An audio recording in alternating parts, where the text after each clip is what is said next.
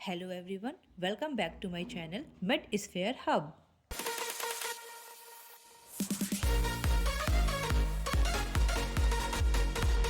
In this video we will discuss about the septic shock. ये एक distributive shock का ही type होता है. इसके पहले मैंने शॉक की डेफिनेशन, उसके टाइप जिसमें हाइपोवोलेमिक शॉक और कार्डियोजेनिक शॉक को कवर किया और मैंने पैथोजेनेसिस ऑफ शॉक को भी कवर किया है. आज हम केवल सेप्टिक शॉक को कवर करेंगे इस वीडियो में. सबसे पहले अगर चैनल सब्सक्राइब नहीं किया है तो प्लीज़ आप सब्सक्राइब कर ले ताकि आपको वीडियोस और मिलते रहेंगे.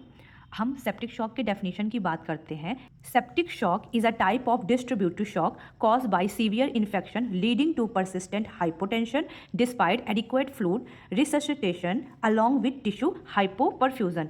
सेप्टिक शॉक एक टाइप ऑफ डिस्ट्रीब्यूटिव शॉक होता है जो कॉज होता है सीवियर इन्फेक्शन के थ्रू, जो लीड करता है परसिस्टेंट हाइपोटेंशन और despite adequate fluid.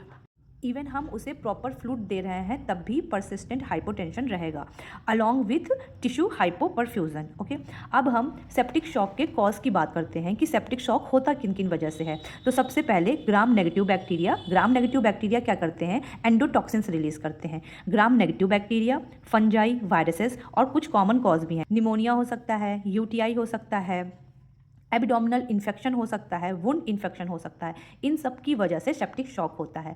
Clinical feature में early that is warm shock, let that is cold shock. अब इसको हम कंपैरिजन के थ्रू भी पढ़ सकते हैं. जो सबसे पहले फीचर स्किन की बात करें तो वार्म शॉक में जो स्किन होगी वो वार्म होगी. कोल्ड शॉक की बात करें तो इसमें कोल्ड और क्लैमी होगी स्किन. पल्स की बात करें तो पल्स इसमें बाउंडिंग होगा और इसमें वीक होगा. ब्लड प्रेशर की बात करें तो इसमें फॉलिंग होगा और वेरी लो होगा इसमें. मेंटल स्टेटस की बात करें तो रेस्टलेस होगा और इसमें कन्फ्यूज्ड होगा. क्लिनिकल फीचर में हम इसके निमोनिक पे भी बात कर सकते हैं. निमोनिक की अगर वार्म शॉक की बात करें तो इसका निमोनिक ही वार्म है.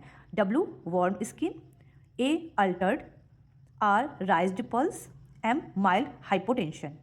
अगर हम कोल्ड की बात करें तो निमोनिक कोल्ड शॉक का क्या होगा, कोल्ड ही होगा जिसमें C रिप्रेजेंट टू कोल्ड या clammy skin, O oliguria, L low blood pressure, D drowsy या कंफ्यूज. ये क्या हो गया, हमारा निमोनिक हो गया. अब हम पैथोफिजियोलॉजी की बात करते हैं सेप्टिक शॉक की. सबसे पहले इन्फेक्शन बॉडी में इंटर करेगा. अब वो कुछ भी हो सकता है, ग्राम नेगेटिव हो सकता है, ग्राम पॉजिटिव हो सकता है. ओके, फिर जो इन्फेक्शन होगा वो क्या रिलीज करेगा, एंडोटॉक्सिन रिलीज करेगा. एंडोटॉक्सिन रिलीज होते ही वो क्या एक्टिवेट करेगा, न्यूट्रोफिल और मैक्रोफेजेस क्या हो जाएंगी, एक्टिवेट हो जाएंगी, जो रिलीज करेंगी साइटोकाइंस. साइटोकाइंस में क्या, इंट्राल्यूकिन 1, इंट्राल्यूकिन 6 और ट्यूमर नेक्रोसिस फैक्टर अल्फा, जो क्या करेंगी, पेरीफेरल तो डायलेशन कर देंगी, जिसकी वजह से SVR that is systemic vascular resistant ये क्या हो जाएगा, डिक्रीज हो जाएगा. अब हम SVR को समझते हैं. मान लीजिए ये हमारा वेसल है, ये क्या है, वेसल है. अब इस पर क्या हो रहा है, प्रेशर, क्या ये क्या है, प्रेशर पड़ रहा है, ये प्रेशर पड़ रहा है. अगर ये डायलेट हो जाएगी, वेसल क्या हो रही है, डायलेट हो रही है, जिसकी वजह से प्रेशर क्या हो जा रहा है, डिक्रीज हो जा रहा है. प्रेशर डिक्रीज हो जा रहा है, प्रेशर पड़ रहा है तो जिसे हम कहेंगे सिस्टमिक वैस्कुलर रेजिस्टेंट. और प्रेशर डिक्रीज हो रहा है दैट मीन्स SVR क्या हो रहा है, डिक्रीज हो रहा है. हाइपोटेंशन हो जाएगी. हाइपोटेंशन होते ही माइक्रो सर्कुलेटरी डिसफंक्शन हो जाएगा. ऑर्गन क्या करेंगे, काम करना बंद कर देंगे. टिश्यू हाइपोक्सिया होगा. और हाइपोक्सिया मतलब ऑक्सीजन अच्छे से सप्लाई नहीं हो पाएगी. अगर ऑक्सीजन अच्छे से सप्लाई नहीं हो पाएगी तो लैक्टिक एसिडोसिस होगा. लैक्टिक एसिडोसिस में क्या होगा, मल्टीपल ऑर्गन फेल्योर हो जाएंगे, मतलब बहुत सारे ऑर्गन क्या हो गए होंगे, काम करना बंद कर देंगे. यही हमारा क्या है, पैथोफिजियोलॉजी है सेप्टिक शॉक का. अब हीमोडायनेमिक चेंज क्या क्या होंगे. हीमोडायनेमिक चेंज में सबसे पहले मैंने आपको बता दिया कि सिस्टमिक वेस्कुलर रेजिस्टेंट क्या हो जाएगा, डिक्रीज हो जाएगा. नॉर्मल और इंक्रीज कार्डियक आउटपुट होगा. ये अर्ली स्टेज वार्म शॉक के बात करें. परसिस्टेंट हाइपोटेंशन होगा जो लेटर क्या करेगा, मायोकार्डियल डिप्रेशन कॉज करेगा. ओके, हम आते हैं इन्वेस्टिगेशन पे कि हम सेप्टिक शॉक को कैसे टेस्ट करेंगे. सबसे पहले हम CBC कराएंगे. CBC में क्या होगा, WBC क्या होंगी, इंक्रीज होंगी. अब ये नॉर्मल सा फीचर है. जैसे क्या होता है, इन्फेक्शन अगर बॉडी में इंटर करता है तो WBCs क्या करती हैं, इंक्रीज कर जाती हैं उससे लड़ने के लिए. उसके बाद सीरम लैक्टेट जो कि क्या आएगा, इंक्रीज होगा. ब्लड कल्चर करेंगे, ABG करेंगे जो मेटाबॉलिक एसिडोसिस बताएगा.